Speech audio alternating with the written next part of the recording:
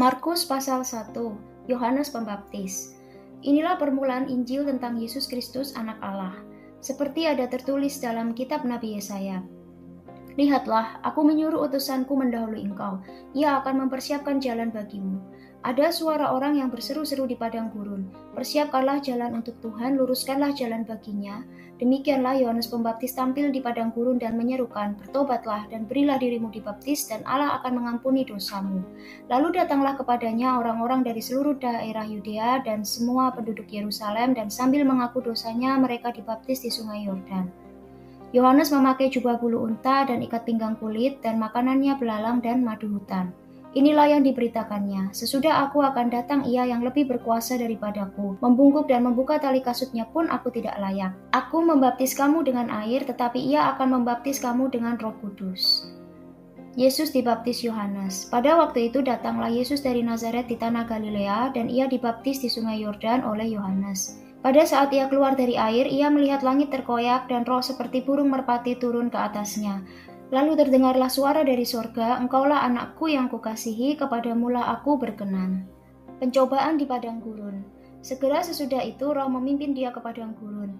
Di padang gurun itu ia tinggal 40 hari lamanya dicobai oleh iblis. Ia berada di sana di antara binatang-binatang liar dan malaikat-malaikat melayani dia. Yesus tampil di Galilea.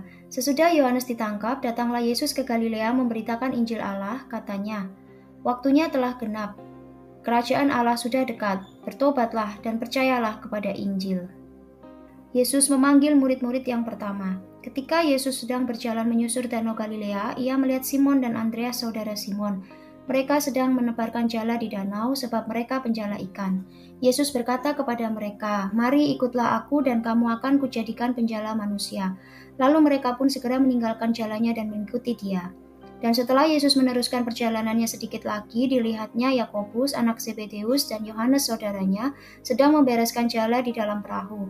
Yesus segera memanggil mereka dan mereka meninggalkan ayahnya Zebedeus di dalam perahu bersama orang-orang upahannya lalu mengikuti dia. Yesus dalam rumah ibadat di Kapernaum. Mereka tiba di Kapernaum. Setelah hari Sabat mulai, Yesus segera masuk ke dalam rumah ibadat dan mengajar. Mereka takjub mendengar pengajarannya sebab ia mengajar mereka sebagai orang yang berkuasa, tidak seperti ahli-ahli Taurat. Pada waktu itu, di dalam rumah ibadat itu ada seorang yang kerasukan roh jahat. Orang itu berteriak, "Apa urusanmu dengan kami, hai Yesus orang Nazaret? Engkau datang hendak membinasakan kami. Aku tahu siapa engkau, yang kudus dari Allah." Tetapi Yesus menghardiknya, katanya, "Diam, keluarlah daripadanya." Roh jahat itu menggoncang-goncang orang itu dan sambil menjerit dengan suara nyaring ia keluar daripadanya. Mereka semua takjub sehingga mereka memperbincangkannya, katanya, "Apa ini suatu ajaran baru?" Ia berkata-kata dengan kuasa. Roh jahat pun diperintahnya dan mereka taat kepadanya.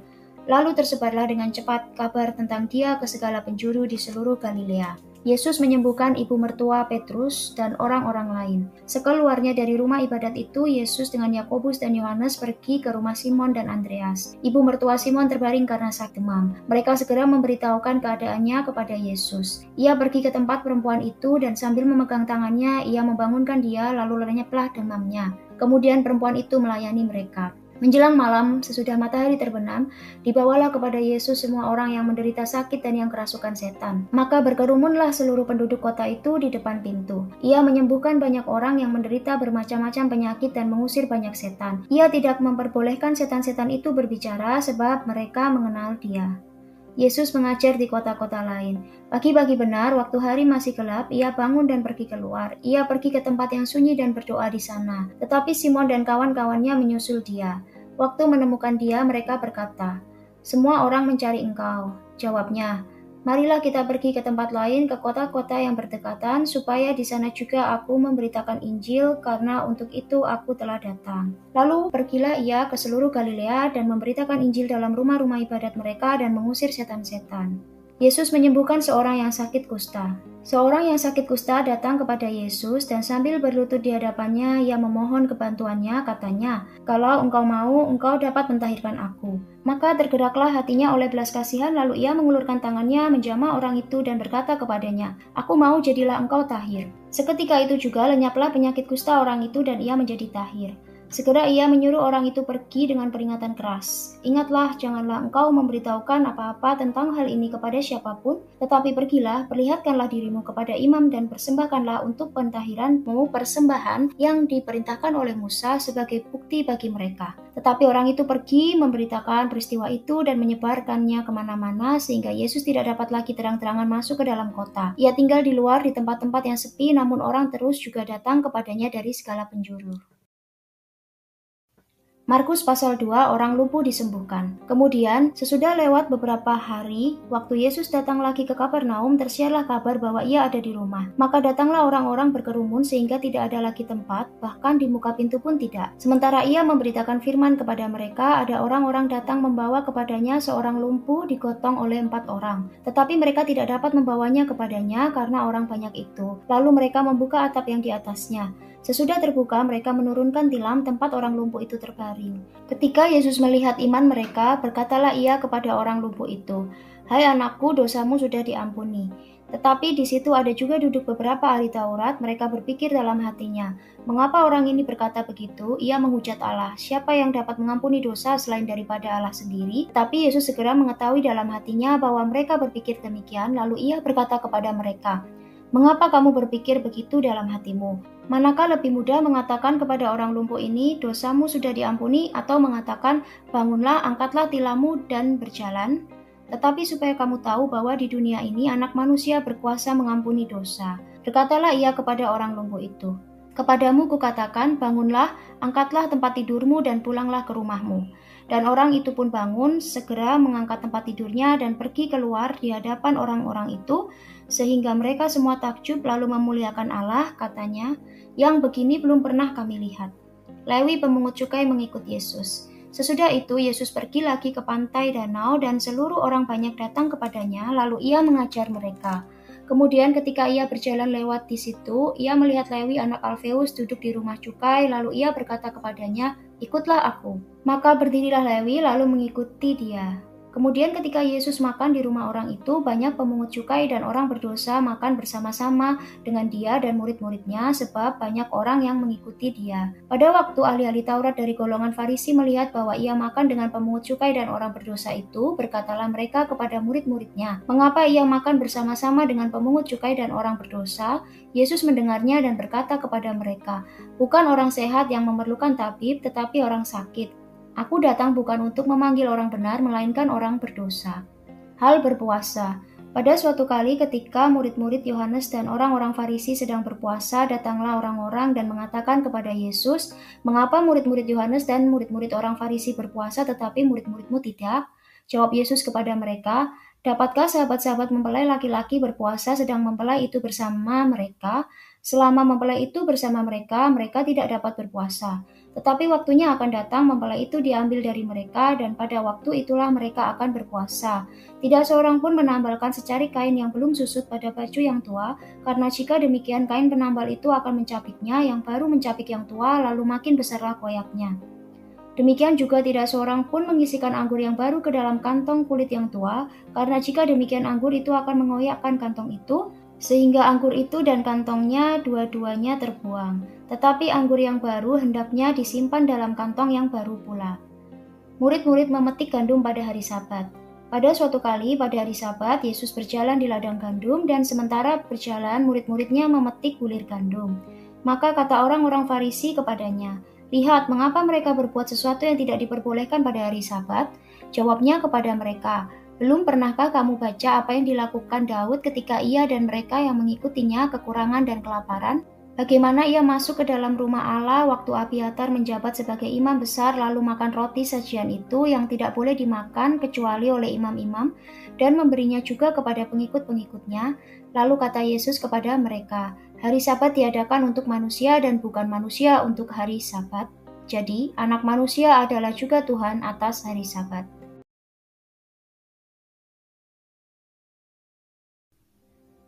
Markus pasal 3, Yesus menyembuhkan orang pada hari Sabat. Kemudian Yesus masuk lagi ke rumah ibadat. Di situ ada seorang yang mati sebelah tangannya. Mereka mengamat-amati Yesus kalau ia menyembuhkan orang itu pada hari Sabat, supaya mereka dapat mempersalahkan dia. Kata Yesus kepada orang yang mati sebelah tangannya itu, "Mari berdirilah di tengah." Kemudian katanya kepada mereka, "Manakah yang diperbolehkan pada hari Sabat, berbuat baik atau berbuat jahat, menyelamatkan nyawa orang atau membunuh orang?" Tetapi mereka itu diam saja. Ia berduka cita karena kedegilan mereka, dan dengan marah ia memandang sekelilingnya kepada mereka. Lalu ia berkata kepada orang itu, "Ulurkanlah tanganmu." Dan ia mengulurkannya, maka sembuhlah tangannya itu. Lalu keluarlah orang-orang Farisi dan segera bersekongkol dengan orang-orang Herodian untuk membunuh dia. Yesus menyembuhkan banyak orang. Kemudian Yesus dengan murid-muridnya menyingkir ke danau, dan banyak orang dari Galilea mengikutinya, juga dari Yudea, dari Yerusalem, dari Idumea, dari seberang Yordan, dan dari daerah Tirus dan Sidon. Datang banyak orang kepadanya, sesudah mereka mendengar segala yang dilakukannya. Ia menyuruh murid-muridnya menyediakan sebuah perahu baginya karena orang banyak tuh, supaya mereka jangan sampai menghimpitnya. Sebab ia menyembuhkan banyak orang sehingga semua penderita penyakit berdesak-desakan kepadanya hendak menjamahnya. Bila mana roh-roh jahat melihat dia, mereka jatuh tersungkur di hadapannya dan berteriak, "Engkaulah Anak Allah." Tetapi ia dengan keras melarang mereka memberitahukan siapa dia. Yesus memanggil ke-12 rasul. Kemudian naiklah Yesus ke atas bukit. Ia memanggil orang-orang yang dikehendakinya dan mereka pun datang kepadanya. Ia menetapkan 12 orang untuk menyertai dia dan untuk diutusnya memberitakan Injil dan diberinya kuasa untuk mengusir setan. Ke-12 orang yang ditetapkannya itu ialah Simon yang diberinya nama Petrus, Yakobus anak Zebedeus, dan Yohanes saudara Yakobus yang keduanya diberinya nama Boanerges yang berarti anak-anak guru. Selanjutnya Andreas, Filipus, Bartolomeus, Matius, Thomas, Yakobus anak Alfeus, Tadeus, Simon orang Zelot, dan Yudas Iskariot yang mengkhianati dia. Yesus dan Beelzebul. Kemudian Yesus masuk ke sebuah rumah, maka datanglah orang banyak berkerumun pula, sehingga makan pun mereka tidak dapat. Waktu kaum keluarganya mendengar hal itu, mereka datang hendak mengambil dia, sebab kata mereka ia tidak waras lagi. Dan ahli-ahli Taurat yang datang dari Yerusalem berkata, ia kerasukan Beelzebul, dan dengan penghulu setan ia mengusir setan. Yesus memanggil mereka lalu berkata kepada mereka dalam perumpamaan, "Bagaimana iblis dapat mengusir iblis? Kalau suatu kerajaan terpecah-pecah, kerajaan itu tidak dapat bertahan. Dan jika suatu rumah tangga terpecah-pecah, rumah tangga itu tidak dapat bertahan. Demikianlah juga kalau iblis berontak melawan dirinya sendiri, dan kalau ia terbagi-bagi, ia tidak dapat bertahan, melainkan sudahlah tiba kesudahannya. Tetapi tidak seorang pun dapat memasuki rumah seorang yang kuat untuk merampas harta bendanya apabila tidak diikatnya dahulu orang kuat itu. Sesudah itu barulah dapat ia merampok rumah itu. Aku berkata kepadamu, sesungguhnya semua dosa dan hujat anak-anak manusia akan diampuni, ya semua hujat yang mereka ucapkan. Tetapi apabila seorang menghujat Roh Kudus, ia tidak mendapat ampun selama-lamanya, melainkan bersalah karena berbuat dosa kekal. Ia berkata demikian karena mereka katakan bahwa ia kerasukan roh jahat. Yesus dan sanak saudaranya. Lalu datanglah ibu dan saudara-saudara Yesus. Sementara mereka berdiri di luar, mereka menyuruh orang memanggil dia. Ada orang banyak duduk mengelilingi dia. Mereka berkata kepadanya, "Lihat, ibu dan saudara-saudaramu ada di luar dan berusaha menemui engkau." Jawab Yesus kepada mereka, "Siapa ibuku dan siapa saudara-saudaraku?" Ia melihat kepada orang-orang yang duduk di sekelilingnya itu dan berkata, "Ini ibuku dan saudara-saudaraku. Barang siapa melakukan kehendak Allah, dialah saudaraku laki-laki, dialah saudaraku perempuan, dialah ibuku." Markus pasal 4. Perumpamaan tentang seorang penabur. Pada suatu kali Yesus mulai pula mengajar di tepi danau. Maka datanglah orang banyak yang sangat besar jumlahnya mengerumuni dia, sehingga ia naik ke sebuah perahu yang sedang berlabuh lalu duduk di situ, sedangkan semua orang banyak itu di darat di tepi danau itu. Dan ia mengajarkan banyak hal dalam perumpamaan kepada mereka. Dalam ajarannya itu ia berkata kepada mereka, "Dengarlah, ada seorang penabur keluar untuk menabur. Pada waktu ia menabur, sebagian benih itu jatuh di pinggir jalan, lalu datanglah burung dan memakannya sampai habis. Sebagian jatuh di tanah yang berbatu-batu yang tidak banyak tanahnya, lalu benih itu pun segera tumbuh karena tanahnya tipis. Tetapi sesudah matahari terbit, layulah ia dan menjadi kering karena tidak berakar. Sebagian lagi jatuh di tengah semak duri, lalu makin besarlah semak itu dan menghimpitnya sampai mati, sehingga ia tidak berbuah. Dan sebagian jatuh di tanah yang baik, ia tumbuh dengan suburnya dan berbuah, hasilnya ada yang 30 kali lipat, ada yang 60 kali lipat, ada yang 100 kali lipat." Dan katanya, "Siapa mempunyai telinga untuk mendengar, hendaklah ia mendengar." Ketika ia sendirian, pengikut-pengikutnya dan ke-12 murid itu menanyakan dia tentang perumpamaan itu. Jawabnya, Kepadamu telah diberikan rahasia kerajaan Allah, tetapi kepada orang-orang luar segala sesuatu disampaikan dalam perumpamaan, supaya sekalipun melihat mereka tidak menanggap, sekalipun mendengar mereka tidak mengerti, supaya mereka jangan berbalik dan mendapat ampun. Lalu ia berkata kepada mereka, "Tidakkah kamu mengerti perumpamaan ini? Kalau demikian, bagaimana kamu dapat memahami semua perumpamaan yang lain?" Penabur itu menaburkan firman. Orang-orang yang di pinggir jalan tempat firman itu ditaburkan ialah mereka yang mendengar firman, lalu datanglah iblis dan mengambil firman yang baru ditaburkan di dalam mereka.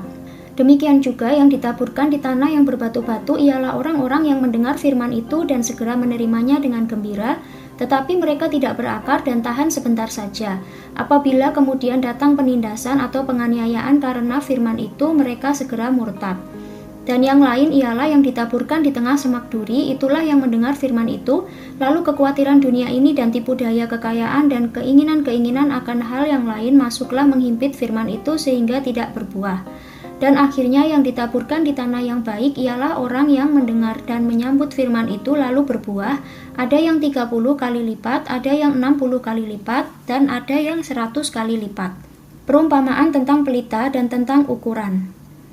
Lalu Yesus berkata kepada mereka, "Orang membawa pelita bukan supaya ditempatkan di bawah gantang atau di bawah tempat tidur, melainkan supaya ditaruh di atas kaki dian. Sebab tidak ada sesuatu yang tersembunyi yang tidak akan dinyatakan, dan tidak ada sesuatu yang rahasia yang tidak akan tersingkap. Barang siapa mempunyai telinga untuk mendengar, hendaklah ia mendengar." Lalu ia berkata lagi, "Camkanlah apa yang kamu dengar. Ukuran yang kamu pakai untuk mengukur akan diukurkan kepadamu, dan di samping itu akan ditambah lagi kepadamu. Karena siapa yang mempunyai, kepadanya akan diberi, tetapi siapa yang tidak mempunyai, apapun juga yang ada padanya akan diambil daripadanya." Perumpamaan tentang benih yang tumbuh. Lalu kata Yesus, "Beginilah hal kerajaan Allah itu, seumpama orang yang menaburkan benih di tanah, lalu pada malam hari ia tidur, dan pada siang hari ia bangun, dan benih itu mengeluarkan tunas, dan tunas itu makin tinggi, bagaimana terjadinya tidak diketahui orang itu. Bumi dengan sendirinya mengeluarkan buah, mula-mula tangkainya, lalu bulirnya, kemudian butir-butir yang penuh isinya dalam bulir itu. Apabila buah itu sudah cukup masak, orang itu segera menyabit sebab musim menuai sudah tiba." Perumpamaan tentang biji sesawi. Katanya lagi, "Dengan apa hendak kita membandingkan kerajaan Allah itu, atau dengan perumpamaan manakah hendaknya kita menggambarkannya? Hal kerajaan itu seumpama biji sesawi yang ditaburkan di tanah. Memang biji itu yang paling kecil daripada segala jenis benih yang ada di bumi. Tetapi apabila ia ditaburkan, ia tumbuh dan menjadi lebih besar daripada segala sayuran yang lain dan mengeluarkan cabang-cabang yang besar sehingga burung-burung di udara dapat bersarang dalam naungannya." Dalam banyak perumpamaan yang semacam itu, ia memberitakan firman kepada mereka sesuai dengan pengertian mereka, dan tanpa perumpamaan ia tidak berkata-kata kepada mereka, tetapi kepada murid-muridnya ia menguraikan segala sesuatu secara tersendiri. Angin ribut diredakan. Pada hari itu, waktu hari sudah petang, Yesus berkata kepada mereka, "Marilah kita bertolak ke seberang." Mereka meninggalkan orang banyak itu, lalu bertolak dan membawa Yesus beserta dengan mereka dalam perahu di mana Yesus telah duduk, dan perahu-perahu lain juga menyertai dia. Lalu mengamuklah taufan yang sangat dahsyat, dan ombak menyembur masuk ke dalam perahu, sehingga perahu itu mulai penuh dengan air. Pada waktu itu Yesus sedang tidur di buritan di sebuah tilam. Maka murid-muridnya membangunkan dia dan berkata kepadanya, "Guru, engkau tidak peduli kalau kita binasa?" Ia pun bangun menghardik angin itu dan berkata kepada danau itu, "Diam, tenanglah." Lalu angin itu reda dan danau itu menjadi teduh sekali. Lalu ia berkata kepada mereka, "Mengapa kamu begitu takut? Mengapa kamu tidak percaya?" Mereka menjadi sangat takut dan berkata seorang kepada yang lain, "Siapa gerangan orang ini sehingga angin dan danau pun taat kepadanya?" Markus pasal 5, Yesus mengusir roh jahat dari orang Gerasa. Lalu sampailah mereka di seberang danau di daerah orang Gerasa. Baru saja Yesus turun dari perahu, datanglah seorang yang kerasukan roh jahat dari pekuburan menemui dia. Orang itu diam di sana dan tidak ada seorang pun lagi yang sanggup mengikatnya sekalipun dengan rantai, karena sudah sering ia dibelenggu dan dirantai, tetapi rantainya diputuskannya dan belenggunya dimusnahkannya, sehingga tidak ada seorang pun yang cukup kuat untuk menjinakkannya. Siang malam ia berkeliaran di pekuburan dan di bukit-bukit sambil berteriak-teriak dan memukuli dirinya dengan batu. Ketika ia melihat Yesus dari jauh, berlarilah ia mendapatkannya lalu menyembahnya. Dan dengan keras ia berteriak, "Apa urusanmu dengan aku, hai Yesus, anak Allah yang maha tinggi? Demi Allah, jangan siksa aku." Karena sebelumnya Yesus mengatakan kepadanya, "Hai engkau roh jahat, keluar dari orang ini." Kemudian ia bertanya kepada orang itu, "Siapa namamu?" Jawabnya, "Namaku Legion karena kami banyak." Ia memohon dengan sangat supaya Yesus jangan mengusir roh-roh itu keluar dari daerah itu. Adalah di sana, di lereng bukit, sejumlah besar babi sedang mencari makan. Lalu roh-roh itu meminta kepadanya, katanya, "Suruhlah kami pindah ke dalam babi-babi itu, biarkanlah kami memasukinya." Yesus mengabulkan permintaan mereka, lalu keluarlah roh-roh jahat itu dan memasuki babi-babi itu. Kawanan babi yang kira-kira 2.000 jumlahnya itu turun dari tepi jurang ke dalam danau dan mati lemas di dalamnya. Maka larilah penjaga-penjaga babi itu dan menceritakan hal itu di kota dan di kampung-kampung sekitarnya. Lalu keluarlah orang untuk melihat apa yang terjadi. Mereka datang kepada Yesus dan melihat orang yang kerasukan itu duduk, sudah berpakaian dan sudah waras, orang yang tadinya kerasukan legion itu. Maka takutlah mereka. Orang-orang yang telah melihat sendiri hal itu menceritakan kepada mereka tentang apa yang telah terjadi atas orang yang kerasukan setan itu dan tentang babi-babi itu. Lalu mereka mendesak Yesus supaya ia meninggalkan daerah mereka. Pada waktu Yesus naik lagi ke dalam perahu, orang yang tadinya kerasukan setan itu meminta supaya ia diperkenankan menyertai dia.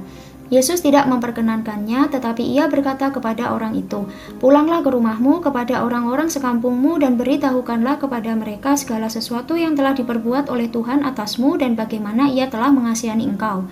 Orang itu pun pergilah dan mulai memberitakan di daerah Dekapolis segala apa yang telah diperbuat Yesus atas dirinya, dan mereka semua menjadi heran.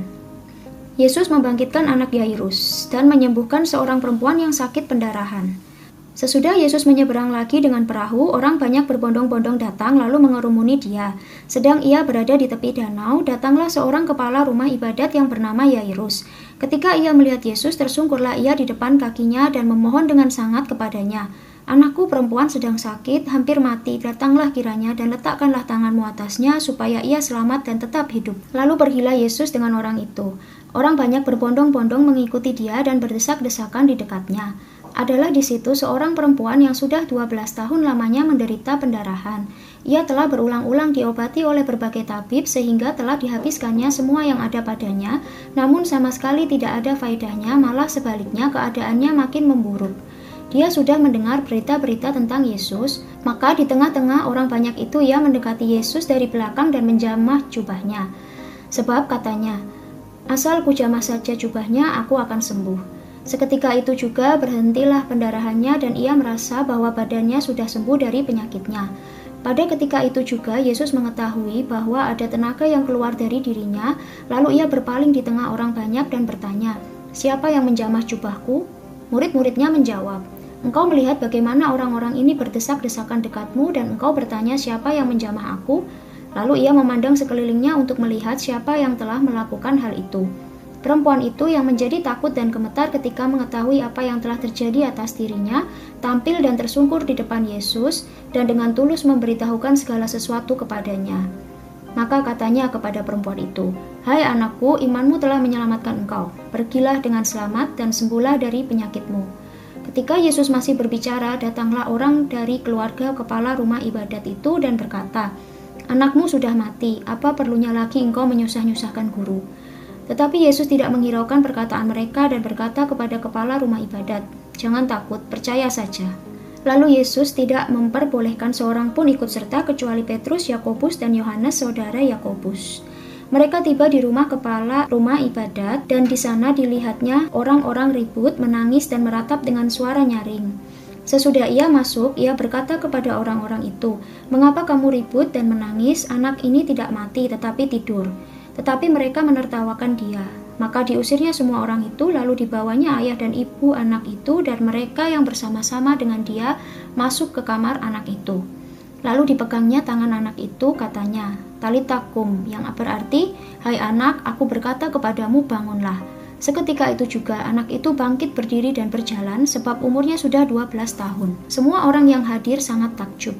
Dengan sangat ia berpesan kepada mereka supaya jangan seorang pun mengetahui hal itu, lalu ia menyuruh mereka memberi anak itu makan. Markus pasal 6, Yesus ditolak di Nazaret. Kemudian Yesus berangkat dari situ dan tiba di tempat asalnya, sedang murid-muridnya mengikuti dia. Pada hari Sabat, ia mulai mengajar di rumah ibadat, dan jemaat yang besar takjub ketika mendengar dia, dan mereka berkata, "Dari mana diperolehnya semuanya itu? Hikmat apa pulakah yang diberikan kepadanya? Dan mujizat-mujizat yang demikian bagaimanakah dapat diadakan oleh tangannya? Bukankah ia ini tukang kayu, anak Maria, saudara Yakobus, Yoses, Yudas, dan Simon? Dan bukankah saudara-saudaranya yang perempuan ada bersama kita?" Lalu mereka kecewa dan menolak dia. Maka Yesus berkata kepada mereka, "Seorang nabi dihormati di mana-mana kecuali di tempat asalnya sendiri, di antara kaum keluarganya dan di rumahnya. Ia tidak dapat mengadakan satu mujizat pun di sana, kecuali menyembuhkan beberapa orang sakit dengan meletakkan tangannya atas mereka." Ia merasa heran atas ketidakpercayaan mereka. Yesus mengutus ke-12 rasul. Lalu Yesus berjalan keliling dari desa ke desa sambil mengajar. Ia memanggil ke-12 murid itu dan mengutus mereka berdua-dua. Ia memberi mereka kuasa atas roh-roh jahat dan berpesan kepada mereka supaya jangan membawa apa-apa dalam perjalanan mereka, kecuali tongkat, roti pun jangan, bekal pun jangan, uang dalam ikat pinggang pun jangan. Boleh memakai alas kaki tetapi jangan memakai 2 baju. Katanya selanjutnya kepada mereka, "Kalau di suatu tempat kamu sudah diterima dalam suatu rumah, tinggallah di situ sampai kamu berangkat dari tempat itu. Dan kalau ada suatu tempat yang tidak mau menerima kamu, dan kalau mereka tidak mau mendengarkan kamu, keluarlah dari situ dan kebaskanlah debu yang di kakimu sebagai peringatan bagi mereka." Lalu pergilah mereka memberitakan bahwa orang harus bertobat, dan mereka mengusir banyak setan dan mengoles banyak orang sakit dengan minyak dan menyembuhkan mereka. Yohanes Pembaptis dibunuh. Raja Herodes juga mendengar tentang Yesus sebab namanya sudah terkenal, dan orang mengatakan, "Yohanes Pembaptis sudah bangkit dari antara orang mati, dan itulah sebabnya kuasa-kuasa itu bekerja di dalam dia." Yang lain mengatakan dia itu Elia. Yang lain lagi mengatakan dia itu seorang nabi, sama seperti nabi-nabi yang dahulu. Waktu Herodes mendengar hal itu, ia berkata, "Bukan, dia itu Yohanes yang sudah kupenggal kepalanya dan yang bangkit lagi." Sebab memang Herodeslah yang menyuruh orang menangkap Yohanes dan membelenggunya di penjara berhubung dengan peristiwa Herodias, istri Filipus saudaranya, karena Herodes telah mengambilnya sebagai istri. Karena Yohanes pernah menegur Herodes, "Tidak halal engkau mengambil istri saudaramu." Karena itu Herodias menaruh dendam pada Yohanes dan bermaksud untuk membunuh dia, tetapi tidak dapat, sebab Herodes segan akan Yohanes karena ia tahu bahwa Yohanes adalah orang yang benar dan suci, jadi ia melindunginya. Tetapi apabila ia mendengarkan Yohanes, hatinya selalu terombang-ambing, namun ia merasa senang juga mendengarkan dia. Akhirnya tiba juga kesempatan yang baik bagi Herodias ketika Herodes pada hari ulang tahunnya mengadakan perjamuan untuk pembesar-pembesarnya, perwira-perwiranya, dan orang-orang terkemuka di Galilea. Pada waktu itu anak perempuan Herodias tampil lalu menari, dan ia menyukakan hati Herodes dan tamu-tamunya. Raja berkata kepada gadis itu, "Minta daripadaku apa saja yang kau ingini, maka akan kuberikan kepadamu." Lalu bersumpah kepadanya, "Apa saja yang kau minta akan kuberikan kepadamu, sekalipun setengah dari kerajaanku." Anak itu pergi dan menanyakan ibunya, "Apa yang harus kuminta?" Jawabnya, "Kepala Yohanes Pembaptis." Maka cepat-cepat ia pergi kepada raja dan meminta, "Aku mau supaya sekarang juga engkau berikan kepadaku kepala Yohanes Pembaptis di sebuah talam." Lalu sangat sedihlah hati raja, tetapi karena sumpahnya dan karena tamu-tamunya, ia tidak mau menolaknya. Raja segera menyuruh seorang pengawal dengan perintah supaya mengambil kepala Yohanes. Orang itu pergi dan memenggal kepala Yohanes di penjara. Ia membawa kepala itu di sebuah talam dan memberikannya kepada gadis itu, dan gadis itu memberikannya pula kepada ibunya. Ketika murid-murid Yohanes mendengar hal itu, mereka datang dan mengambil mayatnya lalu membaringkannya dalam kuburan. Yesus memberi makan 5.000 orang. Kemudian rasul-rasul itu kembali berkumpul dengan Yesus dan memberitahukan kepadanya semua yang mereka kerjakan dan ajarkan. Lalu ia berkata kepada mereka, "Marilah ke tempat yang sunyi supaya kita sendirian dan beristirahatlah seketika. Sebab memang begitu banyaknya orang yang datang dan yang pergi, sehingga makan pun mereka tidak sempat." Maka berangkatlah mereka untuk mengasingkan diri dengan perahu ke tempat yang sunyi. Tetapi pada waktu mereka bertolak, banyak orang melihat mereka dan mengetahui tujuan mereka. Dengan mengambil jalan darat, segeralah datang orang dari semua kota ke tempat itu sehingga mendahului mereka. Ketika Yesus mendarat, ia melihat sejumlah besar orang banyak, maka tergeraklah hatinya oleh belas kasihan kepada mereka, karena mereka seperti domba yang tidak mempunyai gembala.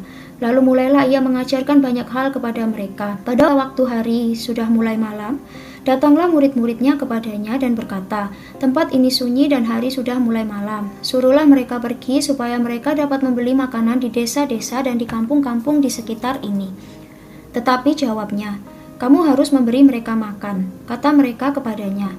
"Jadi haruskah kami membeli roti seharga 200 dinar untuk memberi mereka makan?" Tapi ia berkata kepada mereka, "Berapa banyak roti yang ada padamu? Cobalah periksa." Sesudah memeriksanya, mereka berkata, 5 roti dan 2 ikan. Lalu ia menyuruh orang-orang itu supaya semua duduk berkelompok-kelompok di atas rumput hijau. Maka duduklah mereka berkelompok-kelompok, ada yang 100, ada yang 50 orang. Dan setelah ia mengambil 5 roti dan 2 ikan itu, ia menengadah ke langit dan mengucap berkat, lalu memecah-mecahkan roti itu dan memberikannya kepada murid-muridnya, supaya dibagi-bagikan kepada orang-orang itu. Begitu juga kedua ikan itu dibagi-bagikannya kepada semua mereka. Dan mereka semuanya makan sampai kenyang. Kemudian orang mengumpulkan potongan-potongan roti 12 bakul penuh, selain daripada sisa-sisa ikan. Yang ikut makan roti itu ada 5.000 orang laki-laki. Yesus berjalan di atas air. Sesudah itu Yesus segera memerintahkan murid-muridnya naik ke perahu dan berangkat lebih dulu ke seberang, ke Betsaida. Sementara itu ia menyuruh orang banyak pulang. Setelah ia berpisah dari mereka, ia pergi ke bukit untuk berdoa. Ketika hari sudah malam, perahu itu sudah di tengah danau, sedang Yesus tinggal sendirian di darat. Ketika ia melihat betapa payahnya mereka mendayung karena angin sakal, maka kira-kira jam 3 malam ia datang kepada mereka berjalan di atas air dan ia hendak melewati mereka. Ketika mereka melihat dia berjalan di atas air, mereka mengira bahwa ia adalah hantu, lalu mereka berteriak-teriak, sebab mereka semua melihat dia dan mereka pun sangat terkejut. Tetapi segera ia berkata kepada mereka, "Tenanglah, aku ini, jangan takut." Lalu ia naik ke perahu mendapatkan mereka dan angin pun redalah. Mereka sangat tercengang dan bingung, sebab sesudah peristiwa roti itu mereka belum juga mengerti dan hati mereka tetap degil. Yesus menyembuhkan orang-orang sakit di Genesaret. Setibanya di seberang, Yesus dan murid-muridnya mendarat di Genesaret dan berlabuh di situ. Ketika mereka keluar dari perahu, orang segera mengenal Yesus. Maka berlari-larilah mereka ke seluruh daerah itu dan mulai mengusung orang-orang sakit di atas tilamnya kepada Yesus di mana saja kabarnya ia berada. Kemanapun ia pergi, ke desa-desa, ke kota-kota, atau ke kampung-kampung, orang meletakkan orang-orang sakit di pasar dan memohon kepadanya supaya mereka diperkenankan hanya menjamah jumbai jubahnya saja, dan semua orang yang menjamahnya menjadi sembuh. Markus pasal 7, Perintah Allah dan adat istiadat Yahudi. Pada suatu kali, serombongan orang Farisi dan beberapa ahli Taurat dari Yerusalem datang menemui Yesus. Mereka melihat bahwa beberapa orang muridnya makan dengan tangan najis, yaitu dengan tangan yang tidak dibasuh. Sebab orang-orang Farisi seperti orang-orang Yahudi lainnya tidak makan kalau tidak melakukan pembasuhan tangan lebih dulu, karena mereka berpegang pada adat istiadat nenek moyang mereka. Dan kalau pulang dari pasar, mereka juga tidak makan kalau tidak lebih dahulu membersihkan dirinya. Banyak warisan lain lagi yang mereka pegang, umpamanya hal mencuci cawan, kendi, dan perkakas-perkakas tembaga. Karena itu orang-orang Farisi dan ahli-ahli Taurat itu bertanya kepadanya, "Mengapa murid-muridmu tidak hidup menurut adat istiadat nenek moyang kita, tetapi makan dengan tangan najis?" Jawabnya kepada mereka, "Benarlah nubuat Yesaya tentang kamu, hai orang-orang munafik, sebab ada tertulis, bangsa ini memuliakan aku dengan bibirnya, padahal hatinya jauh daripadaku. Percuma mereka beribadah kepadaku, sedangkan ajaran yang mereka ajarkan ialah perintah manusia. Perintah Allah kamu abaikan untuk berpegang pada adat istiadat manusia." Yesus berkata pula kepada mereka, "Sungguh pandai kamu mengesampingkan perintah Allah supaya kamu dapat memelihara adat istiadatmu sendiri. Karena Musa telah berkata, hormatilah ayahmu dan ibumu, dan siapa yang mengutuki ayahnya atau ibunya harus mati. Tetapi kamu berkata, kalau seorang berkata kepada bapaknya atau ibunya, apa yang ada padaku yang dapat digunakan untuk pemeliharaanmu, sudah digunakan untuk korban, yaitu persembahan kepada Allah, maka kamu tidak membiarkannya lagi berbuat sesuatu pun untuk bapaknya atau ibunya. Dengan demikian firman Allah kamu nyatakan tidak berlaku demi adat istiadat yang kamu ikuti itu, dan banyak hal lain seperti itu yang kamu lakukan." Lalu Yesus memanggil lagi orang banyak dan berkata kepada mereka, "Kamu semua dengarlah kepadaku dan camkanlah. Apapun dari luar yang masuk ke dalam seseorang tidak dapat menajiskannya, tetapi apa yang keluar dari seseorang itulah yang menajiskannya. Barang siapa bertelinga untuk mendengar, hendaklah ia mendengar. Sesudah ia masuk ke sebuah rumah untuk menyingkir dari orang banyak, murid-muridnya bertanya kepadanya tentang arti perumpamaan itu. Maka katanya, apakah kamu juga tidak dapat memahaminya? Tidak tahukah kamu bahwa segala sesuatu dari luar yang masuk ke dalam seseorang tidak dapat menajiskannya, karena bukan masuk ke dalam hati tetapi ke dalam perutnya, lalu dibuang di jamban? Dengan demikian ia menyatakan semua makanan halal. Katanya lagi, apa yang keluar dari seseorang itulah yang menajiskannya, sebab dari dalam, dari hati orang timbul segala pikiran jahat, percabulan, pencurian, pembunuhan, perzinahan, keserakahan, kejahatan, kelicikan, hawa nafsu, iri hati, hujat, kesombongan, dan kebebalan. Semua hal-hal jahat ini timbul dari dalam dan menajiskan orang. Perempuan Sirofenisia yang percaya. Lalu Yesus berangkat dari situ dan pergi ke daerah Tirus. Ia masuk ke sebuah rumah dan tidak mau bahwa ada orang yang mengetahuinya, tetapi kedatangannya tidak dapat dirahasiakan. Malah seorang ibu yang anaknya perempuan kerasukan roh jahat segera mendengar tentang dia, lalu datang dan tersungkur di depan kakinya. Perempuan itu seorang Yunani bangsa Sirofenisia. Ia memohon kepada Yesus untuk mengusir setan itu dari anaknya. Lalu Yesus berkata kepadanya, biarlah anak-anak kenyang dahulu, sebab tidak patut mengambil roti yang disediakan bagi anak-anak dan melemparkannya kepada anjing. Tetapi perempuan itu menjawab, benar Tuhan, tetapi anjing yang di bawah meja juga makan remah-remah yang dijatuhkan anak-anak.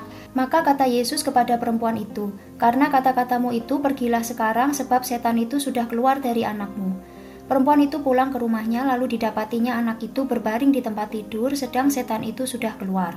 Yesus menyembuhkan seorang tuli. Kemudian Yesus meninggalkan pula daerah Tirus dan dengan melalui Sidon pergi ke Danau Galilea di tengah-tengah daerah Dekapolis. Di situ orang membawa kepadanya seorang yang tuli dan yang gagap dan memohon kepadanya supaya ia meletakkan tangannya atas orang itu. Dan sesudah Yesus memisahkan dia dari orang banyak sehingga mereka sendirian, ia memasukkan jarinya ke telinga orang itu, lalu ia meludah dan meraba lidah orang itu. Kemudian sambil menengadah ke langit, Yesus menarik nafas dan berkata kepadanya, Efata, artinya terbukalah. Maka terbukalah telinga orang itu dan seketika itu terlepas pula lah pengikat lidahnya, lalu ia berkata-kata dengan baik. Yesus berpesan kepada orang-orang yang ada di situ supaya jangan menceritakannya kepada siapapun juga. Tetapi makin dilarangnya mereka, makin luas mereka memberitakannya. Mereka takjub dan tercengang dan berkata, ia menjadikan segala-galanya baik, yang tuli dijadikannya mendengar, yang bisu dijadikannya berkata-kata.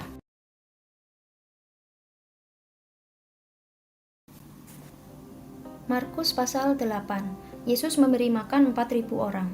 Pada waktu itu ada pula orang banyak di situ yang besar jumlahnya, dan karena mereka tidak mempunyai makanan, Yesus memanggil murid-muridnya dan berkata, hatiku tergerak oleh belas kasihan kepada orang banyak ini. Sudah 3 hari mereka mengikuti aku dan mereka tidak mempunyai makanan. Dan jika mereka kusuruh pulang ke rumahnya dengan lapar, mereka akan rebah di jalan sebab ada yang datang dari jauh. Murid-muridnya menjawab, bagaimana di tempat yang sunyi ini orang dapat memberi mereka roti sampai kenyang? Yesus bertanya kepada mereka, berapa roti ada padamu? Jawab mereka, 7. Lalu ia menyuruh orang banyak itu duduk di tanah. Sesudah itu ia mengambil ke-7 roti itu, mengucap syukur, memecah-mecahkannya dan memberikannya kepada murid-muridnya untuk dibagi-bagikan, dan mereka memberikannya kepada orang banyak. Mereka juga mempunyai beberapa ikan, dan sesudah mengucap berkat atasnya, ia menyuruh supaya ikan itu juga dibagi-bagikan. Dan mereka makan sampai kenyang. Kemudian orang mengumpulkan potongan-potongan roti yang sisa, sebanyak 7 bakul. Mereka itu ada kira-kira 4.000 orang. Lalu Yesus menyuruh mereka pulang. Ia segera naik ke perahu dengan murid-muridnya dan bertolak ke daerah Dalmanuta. Orang Farisi meminta tanda.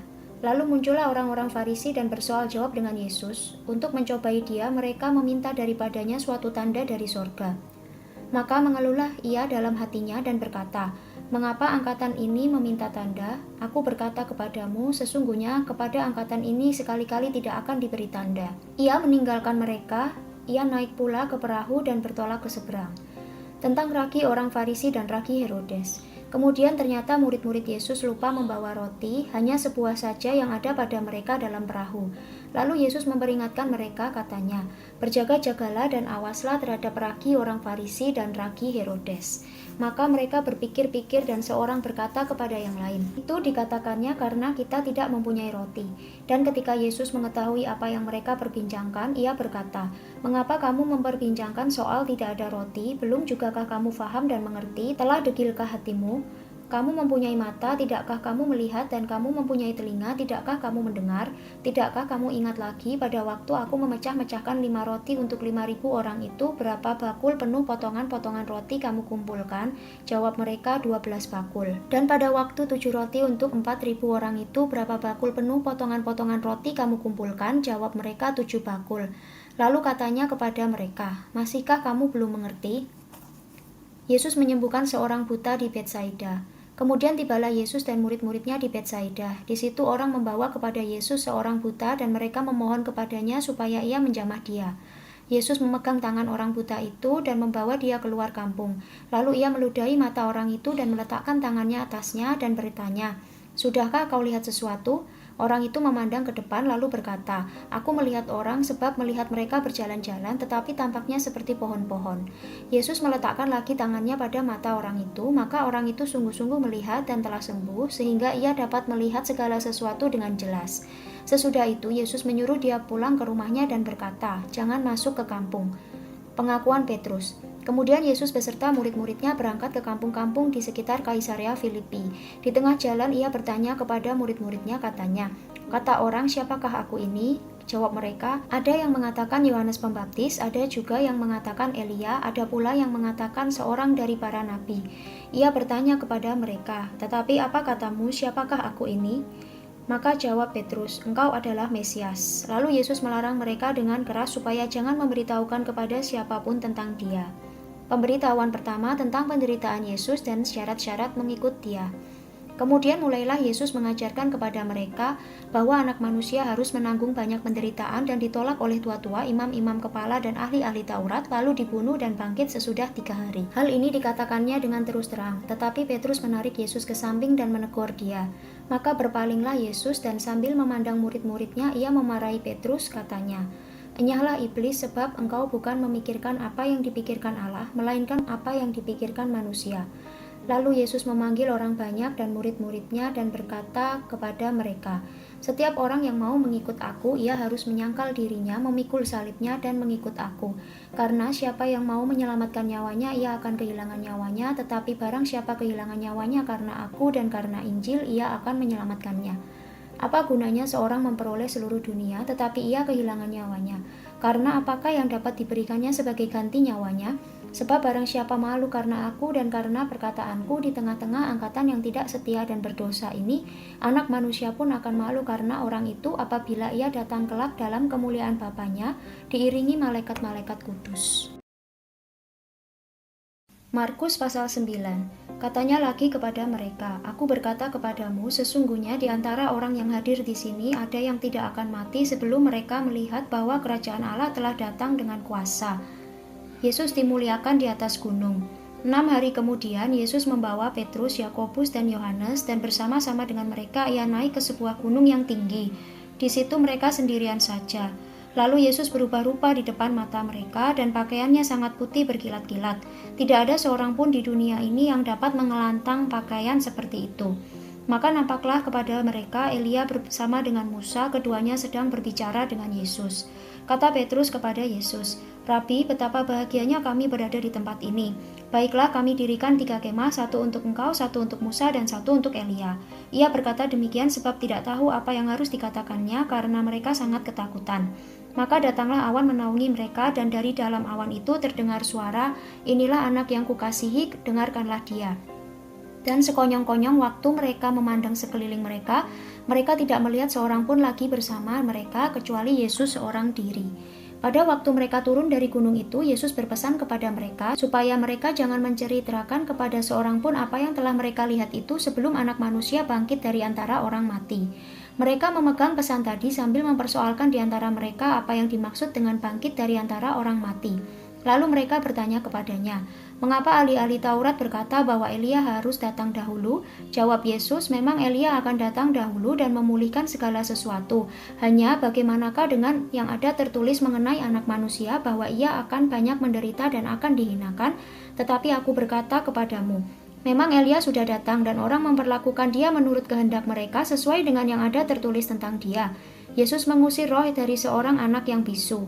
Ketika Yesus, Petrus, Yakobus, dan Yohanes kembali pada murid-murid lain, mereka melihat orang banyak mengerumuni murid-murid itu, dan beberapa ahli Taurat sedang mempersoalkan sesuatu dengan mereka. Pada waktu orang banyak itu melihat Yesus, tercenganglah mereka semua dan bergegas menyambut Dia.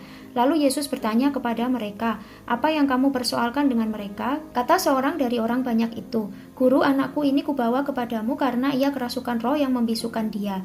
Dan setiap kali roh itu menyerang dia, roh itu membantingkannya ke tanah, lalu mulutnya berbusa, giginya bergertakan, dan tubuhnya menjadi kejang. Aku sudah meminta kepada murid-muridmu supaya mereka mengusir roh itu, tetapi mereka tidak dapat." Maka kata Yesus kepada mereka, "Hai kamu angkatan yang tidak percaya, berapa lama lagi aku harus tinggal di antara kamu? Berapa lama lagi aku harus sabar terhadap kamu? Bawalah anak itu kemari." Lalu mereka membawanya kepadanya. Waktu roh itu melihat Yesus, anak itu segera digoncang-goncangnya dan anak itu terpelanting ke tanah dan terguling-guling, sedang mulutnya berbusa. Lalu Yesus bertanya kepada ayah anak itu, "Sudah berapa lama ia mengalami ini?" Jawabnya, "Sejak masa kecilnya. Dan seringkali roh itu menyeretnya ke dalam api ataupun ke dalam air untuk membinasakannya. Sebab itu jika engkau dapat berbuat sesuatu, tolonglah kami dan kasihanilah kami." Jawab Yesus, "Katamu, jika engkau dapat, tidak ada yang mustahil bagi orang yang percaya." Segera ayah anak itu berteriak, "Aku percaya, tolonglah aku yang tidak percaya ini." Ketika Yesus melihat orang banyak makin datang berkerumun, ia menegur roh jahat itu dengan keras, katanya, "Hai kau, roh yang menyebabkan orang menjadi bisu dan tuli, aku memerintahkan engkau keluarlah daripada anak ini dan jangan memasukinya lagi." Lalu keluarlah roh itu sambil berteriak dan menggoncang-goncang anak itu dengan hebatnya. Anak itu kelihatannya seperti orang mati sehingga banyak orang yang berkata ia sudah mati. Tetapi Yesus memegang tangan anak itu dan membangunkannya, lalu ia bangkit sendiri. Ketika Yesus sudah di rumah dan murid-muridnya sendirian dengan dia, bertanyalah mereka, "Mengapa kami tidak dapat mengusir roh itu?" Jawabnya kepada mereka, "Jenis ini tidak dapat diusir kecuali dengan berdoa." Pemberitahuan kedua tentang penderitaan Yesus. Yesus dan murid-muridnya berangkat dari situ dan melewati Galilea, dan Yesus tidak mau hal itu diketahui orang, sebab ia sedang mengajar murid-muridnya. Ia berkata kepada mereka, "Anak manusia akan diserahkan ke dalam tangan manusia dan mereka akan membunuh dia, dan 3 hari sesudah ia dibunuh ia akan bangkit." Mereka tidak mengerti perkataan itu, namun segan menanyakannya kepadanya, "Siapa yang terbesar di antara para murid?" Kemudian tibalah Yesus dan murid-muridnya di Kapernaum. Ketika Yesus sudah di rumah, ia bertanya kepada murid-muridnya, "Apa yang kamu perbincangkan tadi di tengah jalan?" Tetapi mereka diam, sebab di tengah jalan tadi mereka mempertengkarkan siapa yang terbesar di antara mereka. Lalu Yesus duduk dan memanggil ke-12 murid itu. Katanya kepada mereka, "Jika seseorang ingin menjadi yang terdahulu, hendaklah ia menjadi yang terakhir dari semuanya dan pelayan dari semuanya." Maka Yesus mengambil seorang anak kecil dan menempatkannya di tengah-tengah mereka. Kemudian ia memeluk anak itu dan berkata kepada mereka, "Barang siapa menyambut seorang anak seperti ini dalam namaku, ia menyambut aku, dan barang siapa menyambut aku, bukan aku yang disambutnya, tetapi dia yang mengutus aku." Seorang yang bukan murid Yesus mengusir setan. Kata Yohanes kepada Yesus, "Guru, kami lihat seorang yang bukan pengikut kita mengusir setan demi namamu, lalu kami cegah orang itu karena ia bukan pengikut kita." Tetapi kata Yesus, "Jangan kamu cegah dia, sebab tidak seorang pun yang telah mengadakan mujizat demi namaku dapat seketika itu juga mengumpat aku. Barang siapa tidak melawan kita, ia ada di pihak kita. Aku berkata kepadamu, sesungguhnya barang siapa memberi kamu minum secangkir air oleh karena kamu adalah pengikut Kristus, ia tidak akan kehilangan upahnya." Siapa yang menyesatkan orang? Tentang garam. Barang siapa menyesatkan salah satu dari anak-anak kecil yang percaya ini, lebih baik baginya jika sebuah batu kilangan diikatkan pada lehernya, lalu ia dibuang ke dalam laut.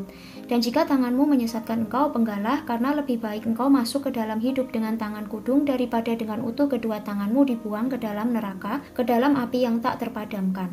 Di tempat itu ulatnya tidak akan mati dan apinya tidak akan padam. Dan jika kakimu menyesatkan engkau, penggalah, karena lebih baik engkau masuk ke dalam hidup dengan timpang daripada dengan utuh kedua kakimu dicampakkan ke dalam neraka.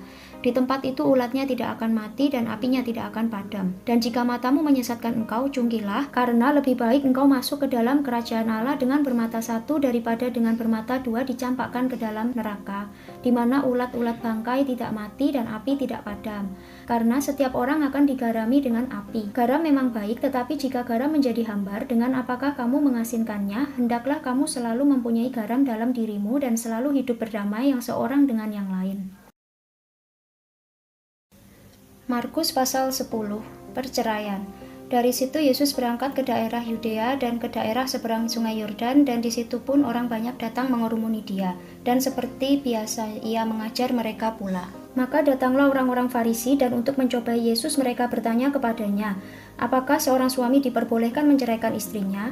Tetapi jawabnya kepada mereka, apa perintah Musa kepada kamu? Jawab mereka, Musa memberi izin untuk menceraikannya dengan membuat surat cerai. Lalu kata Yesus kepada mereka, justru karena ketegaran hatimulah maka Musa menuliskan perintah ini untuk kamu.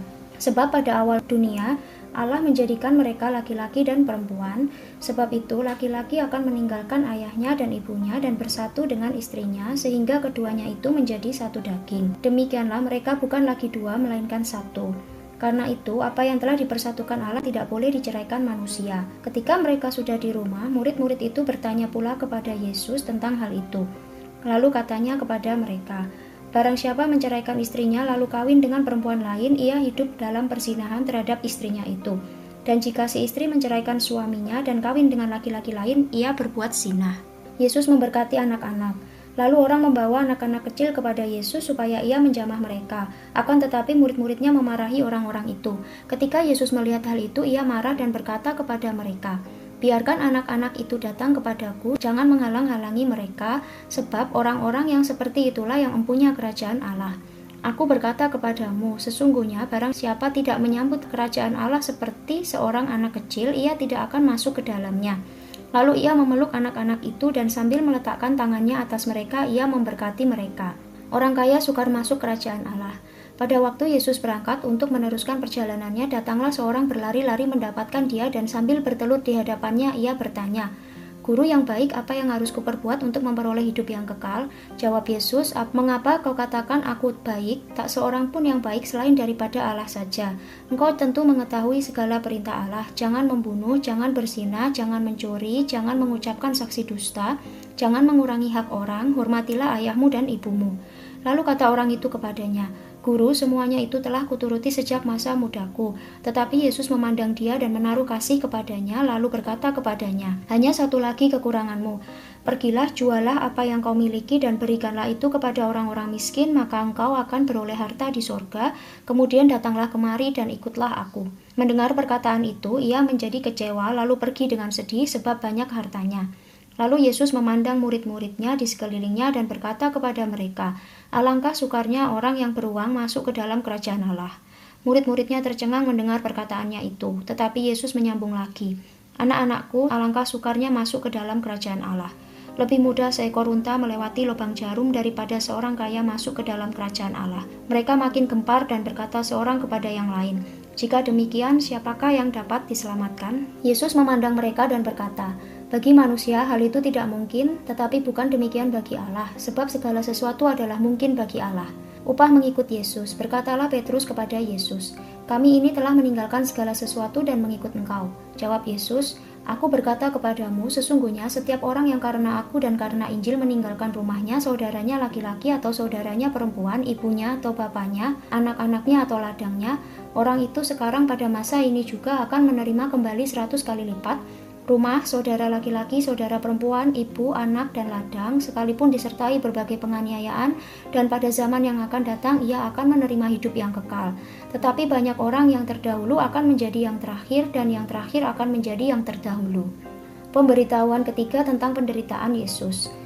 Yesus dan murid-muridnya sedang dalam perjalanan ke Yerusalem dan Yesus berjalan di depan. Murid-murid merasa cemas dan juga orang-orang yang mengikuti dia dari belakang merasa takut.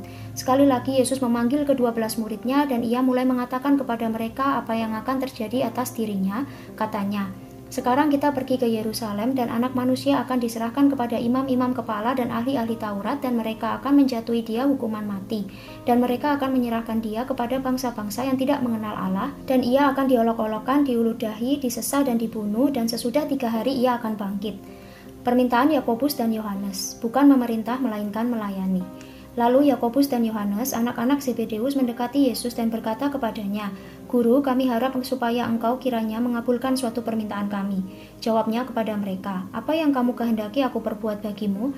Lalu kata mereka, perkenankanlah kami duduk dalam kemuliaanmu kelak, yang seorang lagi di sebelah kananmu dan yang seorang di sebelah kirimu. Tetapi kata Yesus kepada mereka, kamu tidak tahu apa yang kamu minta. Dapatkah kamu meminum cawan yang harus kuminum dan dibaptis dengan baptisan yang harus kuterima? Jawab mereka, kami dapat. Yesus berkata kepada mereka, memang kamu akan meminum cawan yang harus kuminum dan akan dibaptis dengan baptisan yang harus kuterima.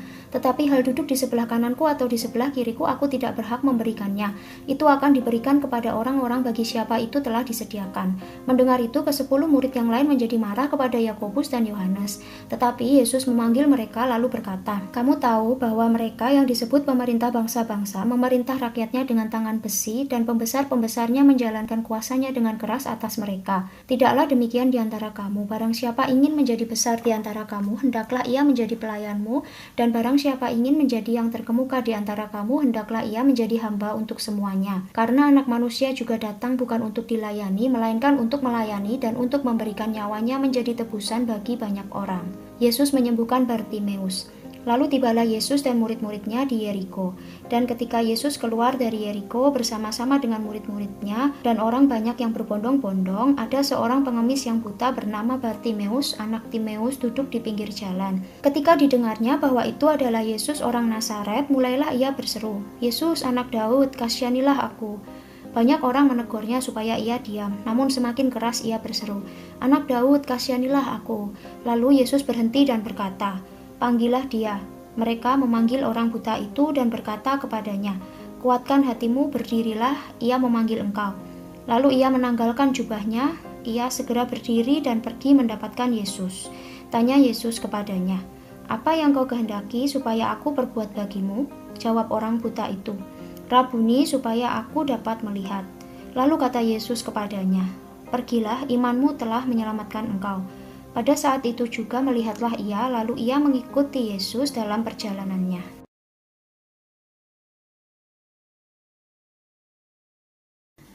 Markus pasal 11. Yesus dielulukan di Yerusalem. Ketika Yesus dan murid-muridnya telah dekat Yerusalem, dekat Betfage dan Bitania yang terletak di Bukit Zaitun, Yesus menyuruh 2 orang muridnya dengan pesan, pergilah ke kampung yang di depanmu itu. Pada waktu kamu masuk di situ, kamu akan segera menemukan seekor keledai muda tertambat yang belum pernah ditunggangi orang. Lepaskan keledai itu dan bawalah kemari. Dan jika ada orang mengatakan kepadamu, mengapa kamu lakukan itu? Jawablah, Tuhan memerlukannya, ia akan segera mengembalikannya ke sini. Mereka pun pergi dan menemukan seekor keledai muda tertambat di depan pintu di luar, di pinggir jalan, lalu melepaskannya. Dan beberapa orang yang ada di situ berkata kepada mereka, apa maksudnya kamu melepaskan keledai itu? Lalu mereka menjawab seperti yang sudah dikatakan Yesus. Maka orang-orang itu membiarkan mereka. Lalu mereka membawa keledai itu kepada Yesus dan mengalasinya dengan pakaian mereka. Kemudian Yesus naik ke atasnya. Banyak orang yang menghamparkan pakaiannya di jalan, ada pula yang menyebarkan ranting-ranting hijau yang mereka ambil dari ladang.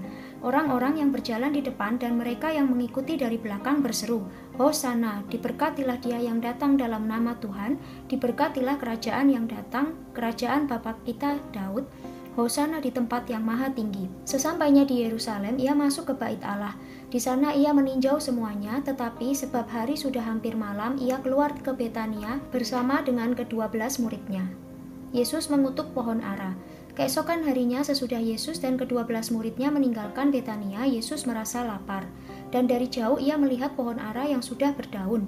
Ia mendekatinya untuk melihat kalau ia mendapat apa-apa pada pohon itu. Tetapi waktu ia tiba di situ, ia tidak mendapat apa-apa selain daun-daun saja, sebab memang bukan musim buah ara. Maka katanya kepada pohon itu, jangan lagi seorang pun makan buahmu selama-lamanya. Dan murid-muridnya pun mendengarnya. Yesus menyucikan bait Allah. Lalu tibalah Yesus dan murid-muridnya di Yerusalem. Sesudah Yesus masuk ke bait Allah, mulailah ia mengusir orang-orang yang berjual beli di halaman bait Allah. Meja-meja penukar uang dan bangku-bangku pedagang merpati dibalikkannya, dan ia tidak memperbolehkan orang membawa barang-barang melintasi halaman bait Allah. Lalu ia mengajar mereka, katanya, bukankah ada tertulis, rumahku akan disebut rumah doa bagi segala bangsa, tetapi kamu ini telah menjadikannya sarang penyamun. Imam-imam kepala dan ahli-ahli Taurat mendengar tentang peristiwa itu, dan mereka berusaha untuk membinasakan dia sebab mereka takut kepadanya melihat seluruh orang banyak takjub akan pengajarannya. Menjelang malam mereka keluar lagi dari kota. Pohon ara yang sudah kering. Nasihat Yesus tentang doa. Pagi-pagi ketika Yesus dan murid-muridnya lewat, mereka melihat pohon ara tadi sudah kering sampai ke akar-akarnya. Maka teringatlah Petrus akan apa yang telah terjadi, lalu ia berkata kepada Yesus, "Rabi, lihatlah, pohon ara yang kau kutuk itu sudah kering." Yesus menjawab mereka, "Percayalah kepada Allah. Aku berkata kepadamu, sesungguhnya barang siapa berkata kepada gunung ini, beranjaklah dan tercampaklah ke dalam laut, asal tidak bimbang hatinya, tetapi percaya bahwa apa yang dikatakannya itu akan terjadi, maka hal itu akan terjadi baginya. Karena itu aku berkata kepadamu, apa saja yang kamu minta dan doakan, percayalah bahwa kamu telah menerimanya, maka hal itu akan diberikan kepadamu. Dan jika kamu berdiri untuk berdoa, ampunilah dahulu sekiranya ada barang sesuatu dalam hatimu terhadap seseorang, supaya juga Bapamu yang di sorga mengampuni kesalahan-kesalahanmu. Tetapi jika kamu tidak mengampuni, maka Bapamu yang di sorga juga tidak akan mengampuni kesalahan-kesalahanmu." Pertanyaan mengenai kuasa Yesus. Lalu Yesus dan murid-muridnya tiba pula di Yerusalem. Ketika Yesus berjalan di halaman bait Allah, datanglah kepadanya imam-imam kepala, ahli-ahli Taurat dan tua-tua, dan bertanya kepadanya, "Dengan kuasa manakah engkau melakukan hal-hal itu? Dan siapakah yang memberikan kuasa itu kepadamu sehingga engkau melakukan hal-hal itu?" Jawab Yesus kepada mereka, "Aku akan mengajukan satu pertanyaan kepadamu. Berikanlah aku jawabnya, maka aku akan mengatakan kepadamu dengan kuasa manakah aku melakukan hal-hal itu. Baptisan Yohanes itu dari surga atau dari manusia? Berikanlah aku jawabnya." Mereka memperbincangkannya di antara mereka dan berkata, "Jikalau kita katakan dari surga, ia akan berkata, 'Kalau begitu mengapakah kamu tidak percaya kepadanya?' Tetapi masakan kita katakan dari manusia?" Sebab mereka takut kepada orang banyak, karena semua orang menganggap bahwa Yohanes betul-betul seorang nabi. Lalu mereka menjawab Yesus, "Kami tidak tahu." Maka kata Yesus kepada mereka, "Jika demikian, aku juga tidak mengatakan kepadamu dengan kuasa manakah aku melakukan hal-hal itu."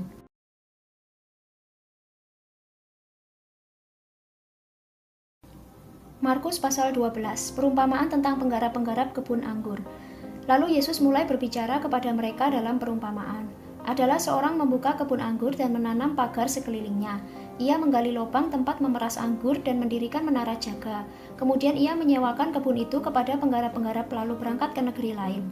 Dan ketika sudah tiba musimnya, ia menyuruh seorang hamba kepada penggarap-penggarap itu untuk menerima sebagian dari hasil kebun itu dari mereka. Tetapi mereka menangkap hamba itu dan memukulnya, lalu menyuruhnya pergi dengan tangan hampa. Kemudian ia menyuruh pula seorang hamba lain kepada mereka. Orang ini mereka pukul sampai luka kepalanya dan sangat mereka permalukan. Lalu ia menyuruh seorang hamba lain lagi, dan orang ini mereka bunuh. Dan banyak lagi yang lain, ada yang mereka pukul dan ada yang mereka bunuh. Sekarang tinggal hanya satu orang anaknya yang kekasih. Akhirnya ia menyuruh dia kepada mereka, katanya, "Anakku akan mereka segani." Tetapi penggarap-penggarap itu berkata seorang kepada yang lain, "Ia adalah ahli waris, mari kita bunuh dia, maka warisan ini menjadi milik kita." Mereka menangkapnya dan membunuhnya, lalu melemparkannya keluar kebun anggur itu. Sekarang apa yang akan dilakukan oleh tuan kebun anggur itu? Ia akan datang dan membinasakan penggarap-penggarap itu, lalu mempercayakan kebun anggur itu kepada orang-orang lain. Tidak pernahkah kamu membaca nas ini? Batu yang dibuang oleh tukang-tukang bangunan telah menjadi batu penjuru. Hal itu terjadi dari pihak Tuhan, suatu perbuatan ajaib di mata kita. Lalu mereka berusaha untuk menangkap Yesus karena mereka tahu bahwa merekalah yang dimaksudkannya dengan perumpamaan itu. Tetapi mereka takut kepada orang banyak, jadi mereka pergi dan membiarkan dia. Tentang membayar pajak kepada kaisar. Kemudian disuruh beberapa orang Farisi dan Herodian kepada Yesus untuk menjerat dia dengan suatu pertanyaan. Orang-orang itu datang dan berkata kepadanya, "Guru, kami tahu engkau adalah seorang yang jujur dan engkau tidak takut kepada siapapun juga sebab engkau tidak mencari muka, melainkan dengan jujur mengajar jalan Allah dengan segala kejujuran. Apakah diperbolehkan membayar pajak kepada kaisar atau tidak? Haruskah kami bayar atau tidak?" Tetapi Yesus mengetahui kemunafikan mereka, lalu berkata kepada mereka, "Mengapa kamu mencobai aku? Bawalah kemari suatu dinar supaya kulihat." Lalu mereka bawa. Maka ia bertanya kepada mereka, "Gambar dan tulisan siapakah ini?" Jawab mereka, "Gambar dan tulisan Kaisar." Lalu kata Yesus kepada mereka, "Berikanlah kepada Kaisar apa yang wajib kamu berikan kepada Kaisar, dan kepada Allah apa yang wajib kamu berikan kepada Allah." Mereka sangat heran mendengar dia. Pertanyaan orang Saduki tentang kebangkitan. Datanglah kepada Yesus beberapa orang Saduki yang berpendapat bahwa tidak ada kebangkitan. Mereka bertanya kepadanya, "Guru, Musa menuliskan perintah ini untuk kita. Jika seorang yang mempunyai saudara laki-laki mati dengan meninggalkan seorang istri tetapi tidak meninggalkan anak, saudaranya harus kawin dengan istrinya itu dan membangkitkan keturunan bagi saudaranya itu." Adalah 7 orang bersaudara. Yang pertama kawin dengan seorang perempuan dan mati dengan tidak meninggalkan keturunan. Lalu yang kedua juga mengawini dia dan mati dengan tidak meninggalkan keturunan. Demikian juga dengan yang ketiga. Dan begitulah seterusnya, ketujuhnya tidak meninggalkan keturunan. Dan akhirnya sesudah mereka semua, perempuan itu pun mati. Pada hari kebangkitan, bila mana mereka bangkit, siapakah yang menjadi suami perempuan itu? Sebab ketujuhnya telah beristrikan dia. Jawab Yesus kepada mereka, "Kamu sesat, justru karena kamu tidak mengerti kitab suci maupun kuasa Allah. Sebab apabila orang bangkit dari antara orang mati, orang tidak kawin dan tidak dikawinkan, melainkan hidup seperti malaikat di sorga." Dan juga tentang bangkitnya orang-orang mati, tidakkah kamu baca dalam kitab Musa, dalam cerita tentang Semak Duri, bagaimana bunyi firman Allah kepadanya, "Akulah Allah Abraham, Allah Ishak dan Allah Yakub"? Ia bukanlah Allah orang mati, melainkan Allah orang hidup. Kamu benar-benar sesat. Hukum yang terutama. Lalu seorang ahli Taurat yang mendengar Yesus dan orang-orang Saduki bersoal jawab dan tahu bahwa Yesus memberi jawab yang tepat kepada orang-orang itu, datang kepadanya dan bertanya, "Hukum manakah yang paling utama?" Jawab Yesus, "Hukum yang terutama ialah, dengarlah, hai orang Israel, Tuhan Allah kita, Tuhan itu Esa. Kasihilah Tuhan Allahmu dengan segenap hatimu dan dengan segenap jiwamu dan dengan segenap akal budimu dan dengan segenap kekuatanmu. Dan hukum yang kedua ialah, kasihilah sesamamu manusia seperti dirimu sendiri. Tidak ada hukum lain yang lebih utama daripada kedua hukum ini." Lalu kata ahli Taurat itu kepada Yesus, "Tepat sekali, Guru, benar katamu itu, bahwa dia Esa dan bahwa tidak ada yang lain kecuali dia. Memang mengasihi dia dengan segenap hati dan dengan segenap pengertian dan dengan segenap kekuatan dan juga mengasihi sesama manusia seperti diri sendiri adalah jauh lebih utama daripada semua korban bakaran dan korban sembelihan." Yesus melihat bagaimana bijaksananya jawab orang itu dan ia berkata kepadanya, "Engkau tidak jauh dari kerajaan Allah." Dan seorang pun tidak berani lagi menanyakan sesuatu kepada Yesus. Hubungan antara Yesus dan Daud. Pada suatu kali ketika Yesus mengajar di Bait Allah, ia berkata, "Bagaimana ahli-ahli Taurat dapat mengatakan bahwa Mesias adalah anak Daud?" Daud sendiri oleh pimpinan Roh Kudus berkata, "Tuhan telah berfirman kepada Tuanku, duduklah di sebelah kananku sampai musuh-musuhmu kutaruh di bawah kakimu." Daud sendiri menyebut dia tuannya, bagaimana mungkin ia anaknya pula? Orang banyak yang besar jumlahnya mendengarkan dia dengan penuh minat. Yesus menasihatkan supaya hati-hati terhadap ahli-ahli Taurat. Dalam pengajarannya, Yesus berkata, "Hati-hatilah terhadap ahli-ahli Taurat yang suka berjalan-jalan memakai jubah panjang dan suka menerima penghormatan di pasar, yang suka duduk di tempat terdepan di rumah ibadat dan di tempat terhormat dalam perjamuan, yang menelan rumah janda-janda, sedang mereka mengelabui mata orang dengan doa yang panjang-panjang. Mereka ini pasti akan menerima hukuman yang lebih berat." Persembahan seorang janda miskin. Pada suatu kali Yesus duduk menghadapi peti persembahan dan memperhatikan bagaimana orang banyak memasukkan uang ke dalam peti itu. Banyak orang kaya memberi jumlah yang besar. Lalu datanglah seorang janda yang miskin dan ia memasukkan 2 peser, yaitu 1 duit. Maka dipanggilnya murid-muridnya dan berkata kepada mereka, "Aku berkata kepadamu, sesungguhnya janda miskin ini memberi lebih banyak daripada semua orang yang memasukkan uang ke dalam peti persembahan. Sebab mereka semua memberi dari kelimpahannya, tetapi janda ini memberi dari kekurangannya semua yang ada padanya, yaitu seluruh nafkahnya." Markus pasal 13. Bait Allah akan diruntuhkan. Ketika Yesus keluar dari Bait Allah, seorang muridnya berkata kepadanya, "Guru, lihatlah betapa kokohnya batu-batu itu dan betapa megahnya gedung-gedung itu." Lalu Yesus berkata kepadanya, "Kau lihat gedung-gedung yang hebat ini, tidak satu batu pun akan dibiarkan terletak di atas batu yang lain, semuanya akan diruntuhkan." Permulaan penderitaan. Ketika Yesus duduk di atas Bukit Zaitun berhadapan dengan Bait Allah, Petrus, Yakobus, Yohanes, dan Andreas bertanya sendirian kepadanya, "Katakanlah kepada kami bila manakah itu akan terjadi dan apakah tandanya kalau semuanya itu akan sampai kepada kesudahannya?" Maka mulailah Yesus berkata kepada mereka, Waspadalah supaya jangan ada orang yang menyesatkan kamu. Akan datang banyak orang dengan memakai namaku dan berkata, "Akulah dia," dan mereka akan menyesatkan banyak orang. Dan apabila kamu mendengar deru perang atau kabar-kabar tentang perang, janganlah kamu gelisah. Semuanya itu harus terjadi, tetapi itu belum kesudahannya. Sebab bangsa akan bangkit melawan bangsa dan kerajaan melawan kerajaan. Akan terjadi gempa bumi di berbagai tempat dan akan ada kelaparan. Semua itu barulah permulaan penderitaan menjelang zaman baru. Tetapi kamu ini, hati-hatilah. Kamu akan diserahkan kepada majelis agama dan kamu akan dipukul di rumah ibadat dan kamu akan dihadapkan ke muka penguasa-penguasa dan raja-raja karena aku sebagai kesaksian bagi mereka. Tetapi Injil harus diberitakan dahulu kepada semua bangsa. Dan jika kamu digiring dan diserahkan, janganlah kamu khawatir akan apa yang harus kamu katakan, tetapi katakanlah apa yang dikaruniakan kepadamu pada saat itu juga, sebab bukan kamu yang berkata-kata, melainkan Roh Kudus. Seorang saudara akan menyerahkan saudaranya untuk dibunuh, demikian juga seorang ayah terhadap anaknya, dan anak-anak akan memberontak terhadap orang tuanya dan akan membunuh mereka. Kamu akan dibenci semua orang oleh karena namaku, tetapi orang yang bertahan sampai pada kesudahannya, ia akan selamat. Siksaan yang berat dan mesias-mesias palsu.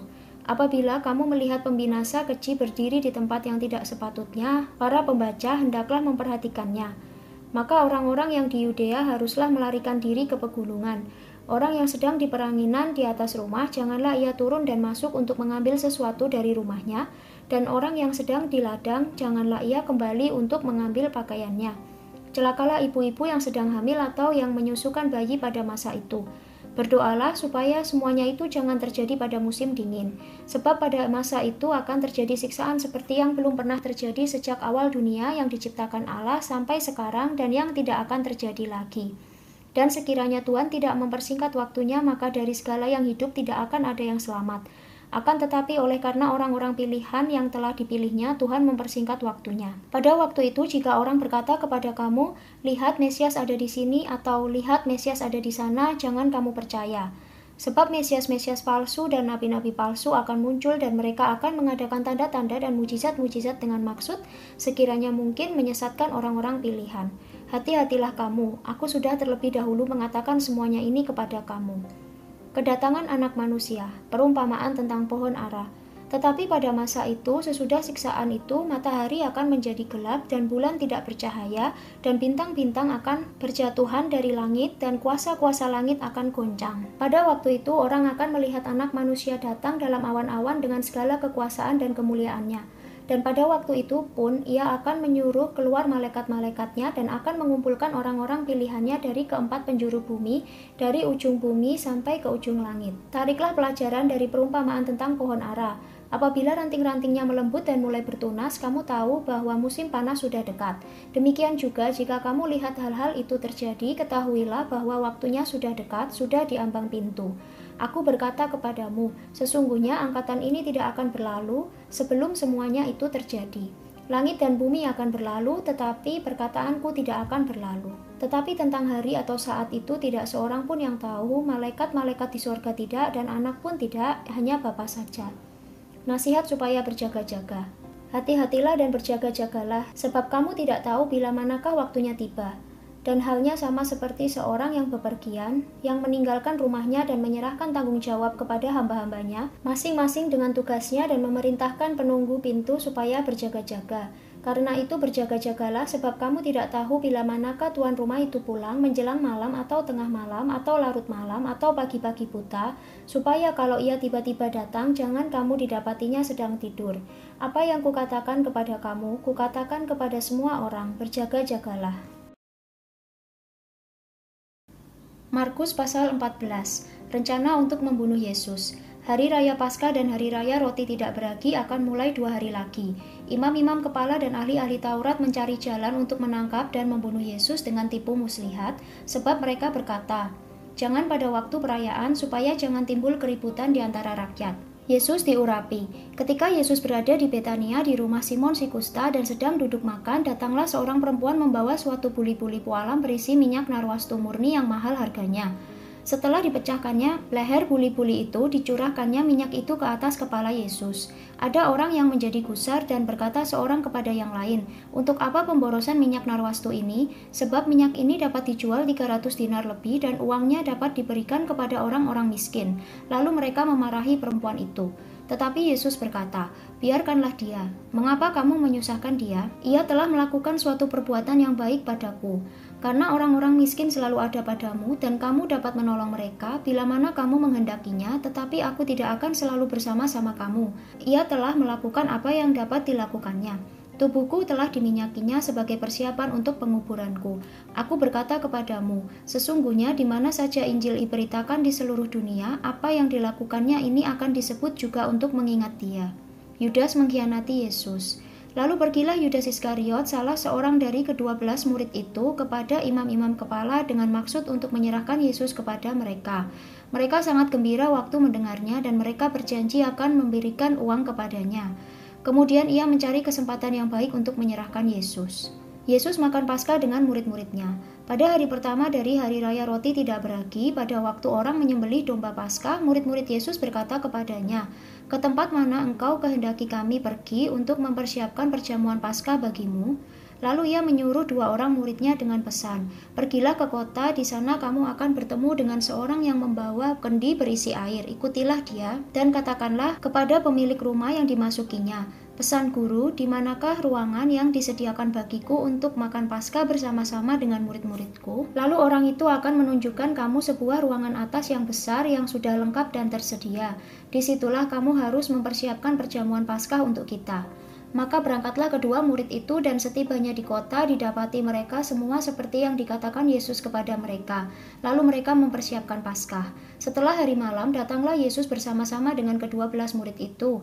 Ketika mereka duduk di situ dan sedang makan, Yesus berkata, "Aku berkata kepadamu, sesungguhnya seorang di antara kamu akan menyerahkan aku, yaitu dia yang makan dengan aku."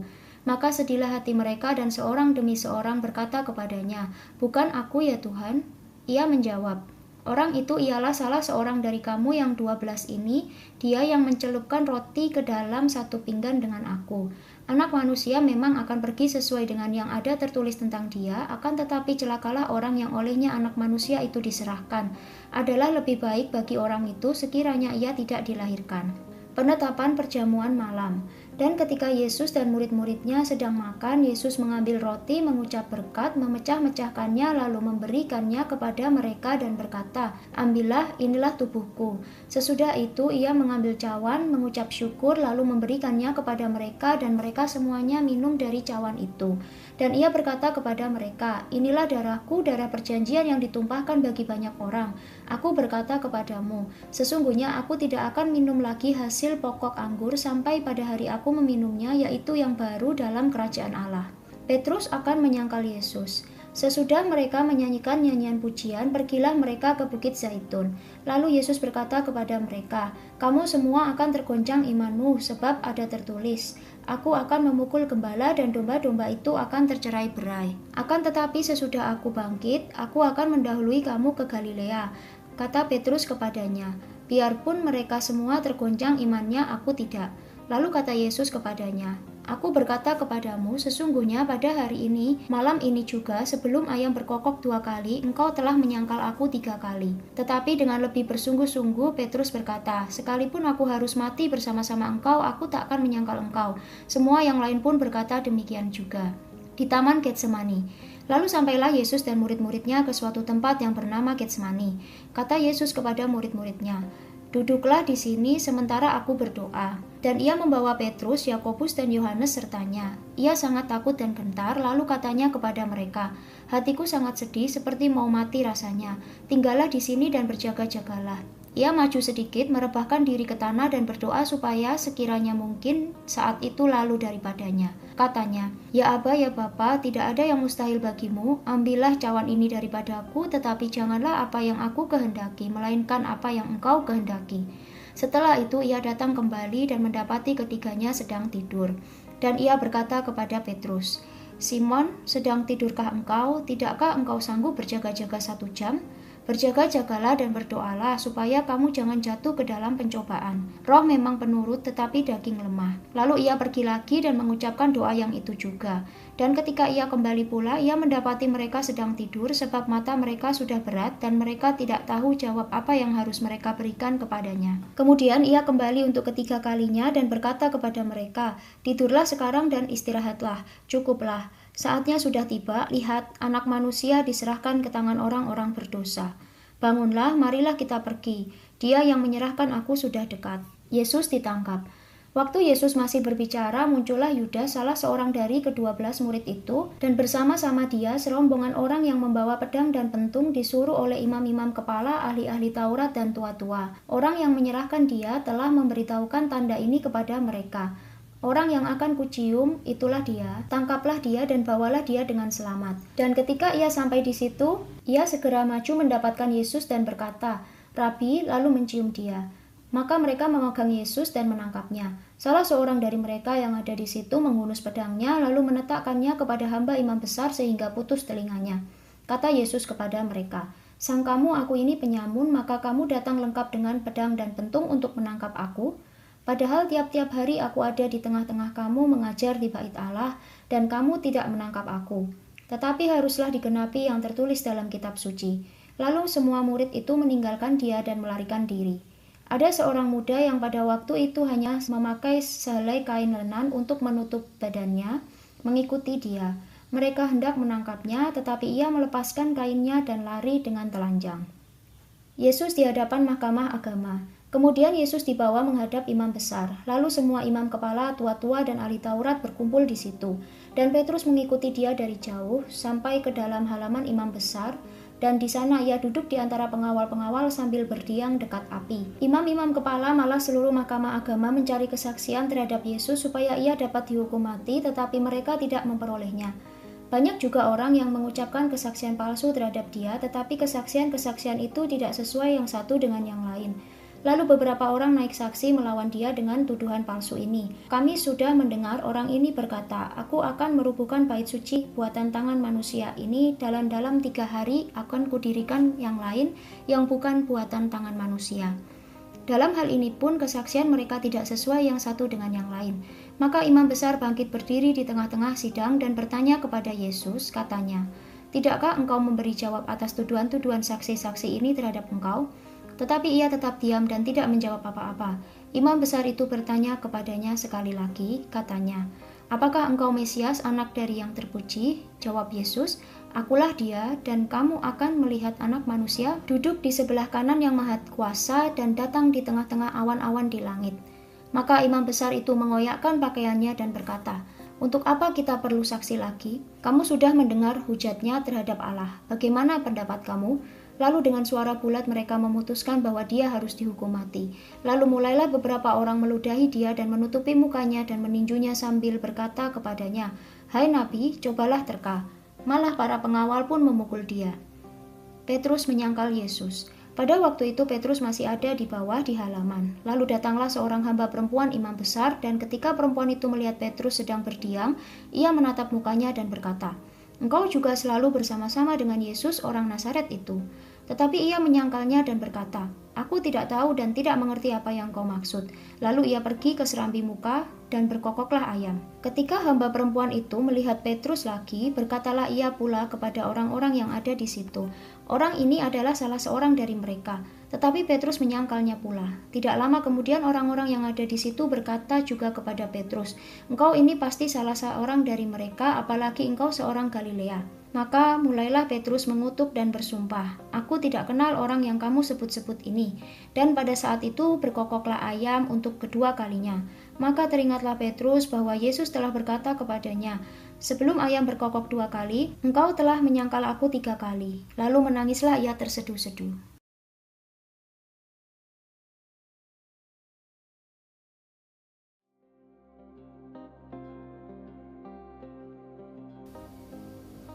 Markus pasal 15. Yesus di hadapan Pilatus.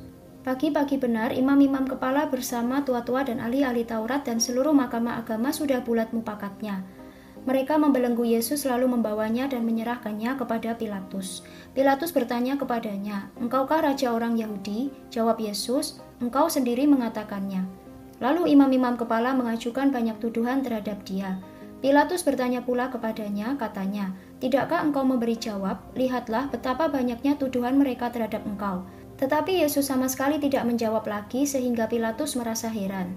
Telah menjadi kebiasaan untuk membebaskan satu orang hukuman pada tiap-tiap hari raya itu menurut permintaan orang banyak. Dan pada waktu itu adalah seorang yang bernama Barabas sedang dipenjarakan bersama beberapa orang pemberontak lainnya. Mereka telah melakukan pembunuhan dalam pemberontakan. Maka datanglah orang banyak dan meminta supaya sekarang kebiasaan itu diikuti juga. Pilatus menjawab mereka dan bertanya, "Apakah kamu menghendaki supaya kubebaskan raja orang Yahudi ini?" Ia memang mengetahui bahwa imam-imam kepala telah menyerahkan Yesus karena dengki. Tetapi imam-imam kepala menghasut orang banyak untuk meminta supaya Barabaslah yang dibebaskannya bagi mereka. Pilatus sekali lagi menjawab dan bertanya kepada mereka, "Jika begitu, apakah yang harus kuperbuat dengan orang yang kamu sebut raja orang Yahudi ini?" Maka mereka berteriak lagi, katanya, "Salibkanlah dia." Lalu Pilatus berkata kepada mereka, "Tetapi kejahatan apakah yang telah dilakukannya?" Namun mereka makin keras berteriak, "Salibkanlah dia."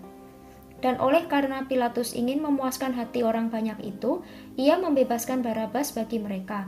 Tetapi Yesus disesahnya lalu diserahkannya untuk disalibkan. Yesus diolok-olokkan. Kemudian serdadu-serdadu membawa Yesus ke dalam istana, yaitu gedung pengadilan, dan memanggil seluruh pasukan berkumpul. Mereka mengenakan jubah ungu kepadanya, menganyam sebuah mahkota duri dan menaruhnya di atas kepalanya.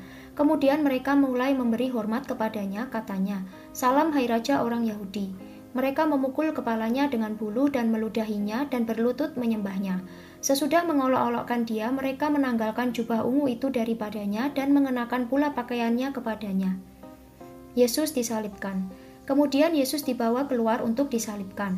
Pada waktu itu, lewat seorang yang bernama Simon, orang Kirene, ayah Alexander dan Rufus yang baru datang dari luar kota, dan orang itu mereka paksa untuk memikul salib Yesus.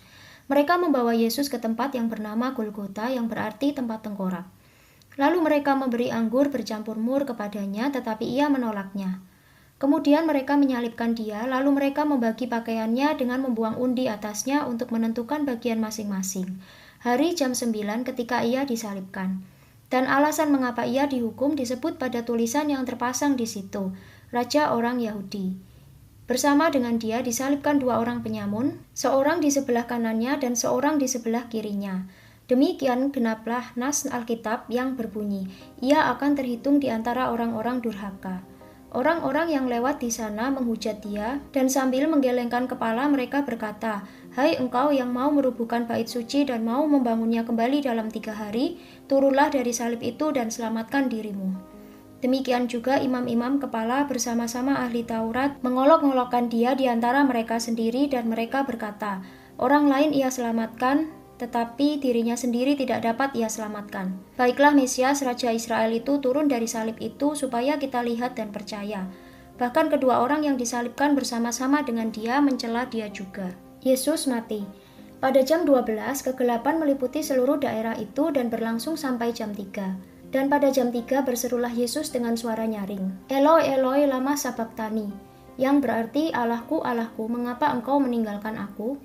Mendengar itu, beberapa orang yang berdiri di situ berkata, "Lihat, ia memanggil Elia." Maka datanglah seorang dengan bunga karang, mencelupkannya ke dalam anggur asam, lalu mencucukkannya pada sebatang buluh dan memberi Yesus minum serta berkata, "Baiklah, kita tunggu dan melihat apakah Elia datang untuk menurunkan dia." Lalu berserulah Yesus dengan suara nyaring dan menyerahkan nyawanya. Ketika itu, tabir bait suci terbelah dua dari atas sampai ke bawah. Waktu kepala pasukan yang berdiri berhadapan dengan dia melihat matinya demikian, berkatalah ia, "Sungguh orang ini adalah anak Allah." Ada juga beberapa perempuan yang melihat dari jauh, di antaranya Maria Magdalena, Maria ibu Yakobus muda dan Yoses, serta Salome. Mereka semuanya telah mengikut Yesus dan melayaninya waktu ia di Galilea. Dan ada juga di situ banyak perempuan lain yang telah datang ke Yerusalem bersama-sama dengan Yesus. Yesus dikuburkan. Sementara itu hari mulai malam, dan hari itu adalah hari persiapan, yaitu hari menjelang Sabat. Karena itu Yusuf orang Arimatea, seorang anggota majelis besar yang terkemuka yang juga menanti-nantikan kerajaan Allah, memberanikan diri menghadap Pilatus dan meminta mayat Yesus. Pilatus heran waktu mendengar bahwa Yesus sudah mati. Maka ia memanggil kepala pasukan dan bertanya kepadanya apakah Yesus sudah mati. Sesudah didengarnya keterangan kepala pasukan, ia berkenan memberikan mayat itu kepada Yusuf. Yusuf pun membeli kain lenan, kemudian ia menurunkan mayat Yesus dari salib dan mengapaninya dengan kain lenan itu. Lalu ia membaringkan dia di dalam kubur yang digali di dalam bukit batu. Kemudian digulingkannya sebuah batu ke pintu kubur itu. Maria Magdalena dan Maria ibu Yoses melihat di mana Yesus dibaringkan. Markus pasal 16, Kebangkitan Yesus. Setelah lewat hari Sabat, Maria Magdalena dan Maria ibu Yakobus serta Salome membeli rempah-rempah untuk pergi ke kubur dan meminyaki Yesus. Dan pagi-pagi benar pada hari pertama minggu itu setelah matahari terbit, pergilah mereka ke kubur. Mereka berkata seorang kepada yang lain, "Siapa yang akan menggulingkan batu itu bagi kita dari pintu kubur?" Tetapi ketika mereka melihat dari dekat, tampaklah batu yang memang sangat besar itu sudah terguling. Lalu mereka masuk ke dalam kubur dan mereka melihat seorang muda yang memakai jubah putih duduk di sebelah kanan. Mereka pun sangat terkejut, tetapi orang muda itu berkata kepada mereka, "Jangan takut, kamu mencari Yesus orang Nazaret yang disalibkan itu. Ia telah bangkit, ia tidak ada di sini. Lihat, inilah tempat mereka membaringkan dia. Tetapi sekarang pergilah, katakanlah kepada murid-muridnya dan kepada Petrus, ia mendahului kamu ke Galilea. Di sana kamu akan melihat dia, seperti yang sudah dikatakannya kepada kamu." Lalu mereka keluar dan lari meninggalkan kubur itu sebab gentar dan dahsyat menimpa mereka. Mereka tidak mengatakan apa-apa kepada siapapun juga karena takut. Dengan singkat mereka sampaikan semua pesan itu kepada Petrus dan teman-temannya. Sesudah itu Yesus sendiri dengan perantaraan murid-muridnya memberitakan dari timur ke barat berita yang kudus dan tak terbinasakan tentang keselamatan yang kekal itu. Yesus beberapa kali menampakkan diri dan mengutus murid-muridnya. Yesus terangkat ke surga. Setelah Yesus bangkit pagi-pagi pada hari pertama minggu itu, ia mula-mula menampakkan dirinya kepada Maria Magdalena. Daripadanya, Yesus pernah mengusir 7 setan.